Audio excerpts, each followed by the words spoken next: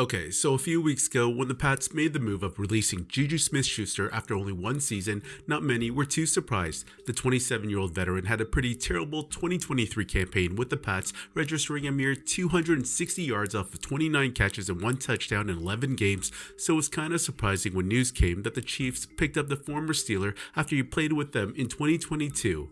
Anyways, Juju has had a tough time since his sophomore season in 2018, where he put up impressive numbers that season, playing second fiddle behind AB, and then the following season, the youngster began making the headlines for all the wrong reasons, mainly just making an ass out of himself and putting himself ahead of the team as he went on a stretch of games celebrating on the opposing team's logo for TikTok dances during the pregame.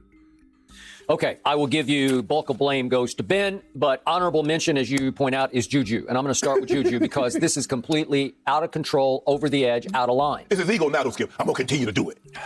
I know it's today's kids. They live on social media. It's just what they do. Okay. Well, have fun because you know what Von Bell thought about that. He said, I'm going to get him back, and he got him good, didn't he? If we could see this. Here we are. Yeah, we get it. He need a new car because that Corvette can't outrun anybody anymore. I am the biggest Mike Tomlin fan, but I'm a little surprised Mike has not intervened on this and just said that's enough. Yes. No, because this is a team thing. You're hurting your team. You're putting them in a bind on the road. Remember, that's your arch rival within the division, right? Yeah. Come on. It's got a history to it, a legacy of rivalry, and they're a hopeless underdog, and you're going to fire them up at home on Monday Night Football? But Skip, this is also something, and we're going to keep it all the way real here. And I told people this.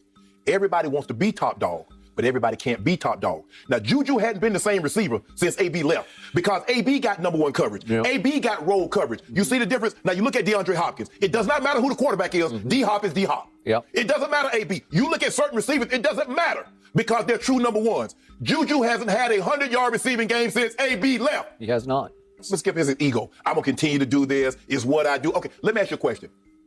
How does that help your team?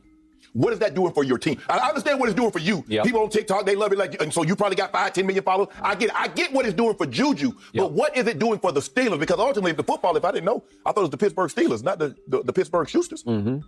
That said, it appeared Juju put an end to all that nonsense after he was criticized by everyone in the media, and especially after he began playing piss poor while no longer playing behind a Hall of Fame wide receiver in Antonio Brown.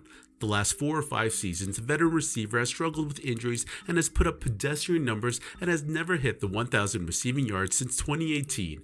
Anyways, in the Chiefs' home opener on Thursday night, the former Steeler was in the news again for all the wrong reasons as he dropped what would have been a sure touchdown pass in the end zone as he failed to hang on to the football. And during the game, Antonio Brown took a shot at Juju Smith-Schuster, tweeting out laughing emojis at his former teammate.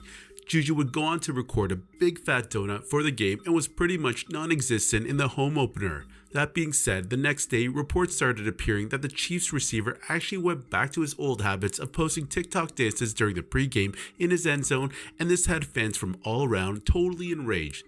I mean, you're a football player, act like one. You've been a bum for the last 5 seasons of the league, and your focus should be on the opposing team, the Baltimore Ravens, and not your TikTok followers. Say what you will about Antonio Brown and his shenanigans, but when it came to practices or games, that guy always gave 100%. Just look at the comment section from NFL fans as they began roasting Juju. Honestly, this kid is what's wrong with this generation of receivers. I think Brady mentioned it in the summer, saying too many players were more worried about their own personal brand rather than their game. I understand we live in a different world with social media, but there's a better way of handling all this. Anyways, thankfully his team won the game and took a bit of that spotlight away from his boneheaded display, but I wouldn't be too surprised if Andy Reid soon had enough of this kid and cut him midway through the season. Juju, fast, huh? Fast. You move faster on your TikTok tapes. I mean, they do have quite a load of talent in the receiving position, so Juju might very well end up like his former teammate Chase Claypool, who's still a free agent. Anyways, guys, let me know what you think about Juju and his shenanigans. Fair or foul?